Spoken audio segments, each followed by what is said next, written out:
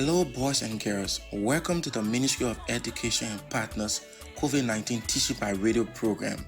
The Ministry of Education and Partners COVID-19 Teaching by Radio program is a 30-minute radio intervention support program that is meant to provide continuous instruction to keep you academically engaged during this stay-at-home period, as well as preparing you, our 6th, 9th, and 12th graders for the pending Liberia Primary School Certificate Exam, Liberia Junior High School Certificate Exam, and West Africa Senior Secondary Certificate Exam when the time comes. Also, in addition to this academic support, the program is meant to provide psychosocial support for learners, teachers, and parents, and also tips on how you as parents and teachers can provide support to your students and children at home. Now, let's join our teacher for today's lesson. Hello, students. How are you today? Good. I know you are all keeping safe.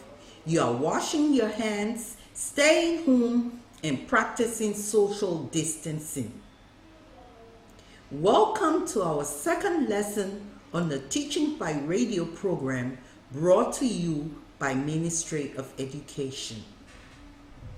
Again, my name is Onike Freeman, your radio teacher, and in our next lesson, we'll be joined by Hassan Bagura.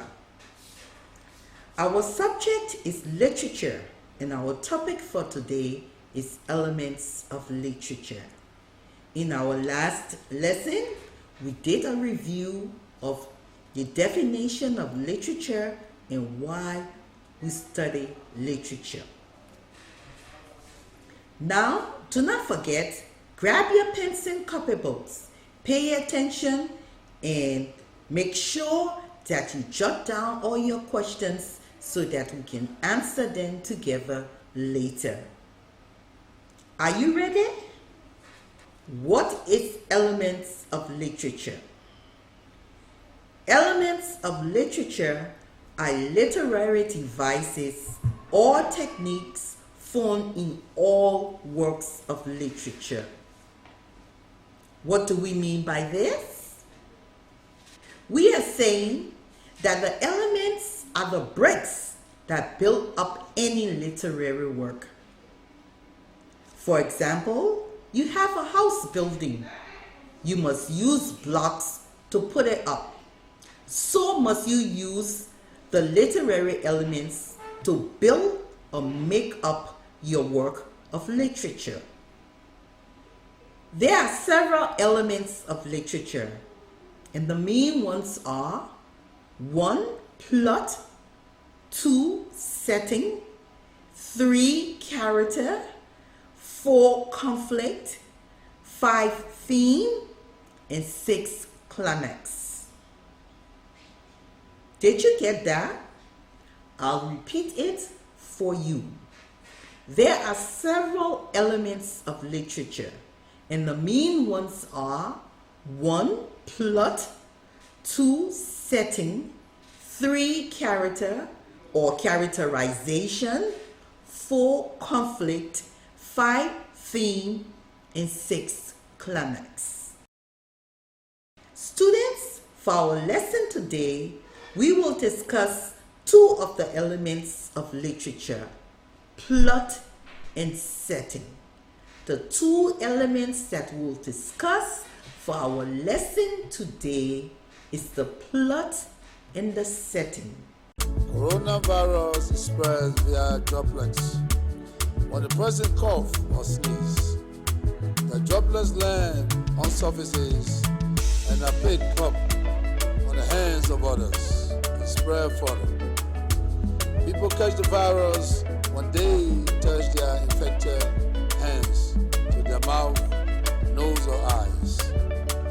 It follows that the single most important thing you can do to protect yourself is keep your hands clean by washing them frequently with soap and water or hand sanitizer. 1. Plot. What is the plot? What is the plot? The plot is the sequence of events in a story or drama. The plot is the sequence of events in a story or drama. That is what the story is all about, in the order of how it unfolds. So the plot is telling you what the story is all about, but it's telling you step by step as the story is moving from one end to another, as it's telling itself, is unfolding in a sequence, in an order. Okay? The plot describes the events and importance or significance as the story unfolds. So what are we saying here? We're saying that the plot develops, all right? The plot develops as you are going in your story. It's building up. It's building up. It's coming from down there, just like you're building a house. You start from the foundation and you see your walls going up, and then you have your roof.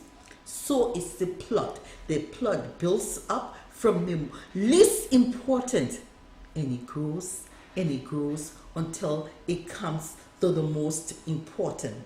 So the plot describes the events and the importance of the events as it unfolds, as the story is going on. It's telling you what is happening, and it's telling you progressively as it is happening, as the importance or the significance is occurring. The plot is unfolding it to you. There are 5 different parts to a plot, and they are: A, exposition. Exposition. The word says its own meaning. We say a plot exposes. An exposition is that part of the plot which introduces the key or main background information of the story or drama. So the exposition exposes, it introduces, okay, the main part of the story or drama. Okay, for example, if things fall apart, okay, it tells us how Okongo and Ikemefuma met, all right? So it exposes the relationship between Okongo and Ikemefuma. It brings us to that main background, the relationship between them. Then we have B, the rise in action. The rise in action. This is a series of action or events that creates suspense and tension. The rise in action. You know what it is to rise, right? It's to get up. It's to make the motion to move upward. All right? Like some of us who have mothers who bake. It's exciting to see when she's done mixing the bread and kneading the bread, and she puts it aside. And every time you go and you peep at the bread is growing, it's growing, it's growing. So we have the rise in action in the plot. And we say this is a series of actions or events that creates suspense and tension. So the story or the drama, when it's unfolding, all right, we come across different scenes, and we see suspense and tension. So we see the bad man coming, and we're waiting, or we hear that sound and we're waiting to see what happens. That is the suspense and tension. Or we see that they kidnap the little girl, and she's locked up in her room, and we see her mother is approaching her room. So we sit at the edge of our seat waiting to see her reach that room to find her daughter. That is suspense and tension, and that is the rising action of the plot. What are the symptoms of COVID-19? COVID-19 symptoms include cough, fever, shortness of breath. In rare cases, COVID-19 can lead to severe respiratory problem, kidney failure, or death. If you have a fever or any kind of respiratory difficulty, such as coughing and shortness of breath, call your data. Then we have C, the climax. The climax is the highest or most exciting point in a story or drama, a decisive moment or major turning point. So in a plot, when we come to the climax of a plot, we say it's the most exciting part of the story or drama. We talk about rising action, right? We talk about when the woman's daughter was kidnapped and she finds the house and she's approaching the room that she's in. The climax will be when she touches that door and about to open it and find her daughter. That would be the point of highest excitement, of highest tension, the major turning point. Will she be able to rescue her daughter, or will the bad people who kidnap her daughter come and find her and grab her and lock her in the room with her daughter?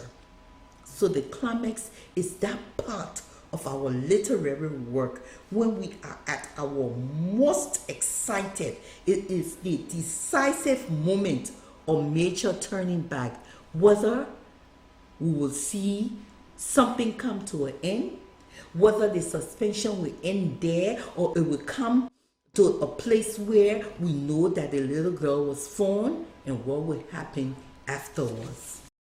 And D is the falling action. It's the falling action in a plot. This action occurs right after the climax and it resolves or leads to the close of the story. So the falling action will be when the woman opens the door and she calls her daughter Mama, and her daughter runs to her and hugs her. That would be the falling action. All of our hearts will go down because the woman has found her daughter have embraced her, and we know that they will all going to be okay. This action occurs right after the climax and it resolves or leads to the close of the story or drama. And finally, E is the resolution. This is the end of the story where the problem is resolved.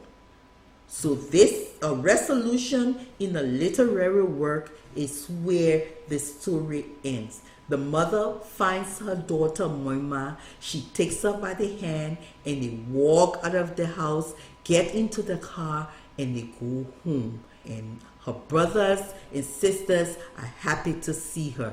This is the resolution. This is the end of our story. Okay? So we understand what a plot is. Any questions? Please write your questions down so that we answer them together at our next lesson. Our next element for discussion is the setting. What is the setting? The setting of a work of literature is the time and place in which a story or drama takes place. A setting of a work of literature is the time and place in which a story or drama takes place. Okay, do you understand, class? Yes, we say the setting. When you set something, all right, we say the setting is that place where the story unfolds, the time and the place, all right?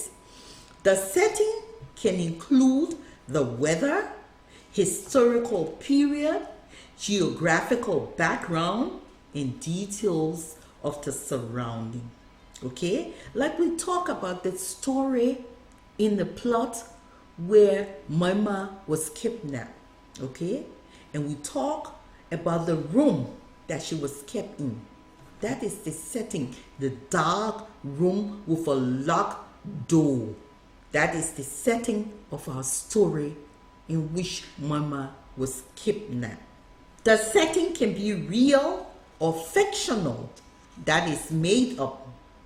Okay? So we say when we write a drama or story, the setting can either be real or fictional. What do we mean by that? We can use a real setting of Providence Island, Monrovia, Liberia, or we can make up a setting. We can make up a setting of Gaga Land and talk about the sunny clouds and the streaks of lights in that setting. So we say a setting can be real. We can use real places, real time, real dates, or we can make up locations, we can make up weather, we can make up time, fictional, okay?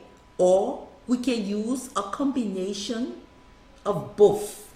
Coronavirus is spread via droplets. When the person cough or sneeze, the droplets land on surfaces and are picked up on the hands of others and spread further.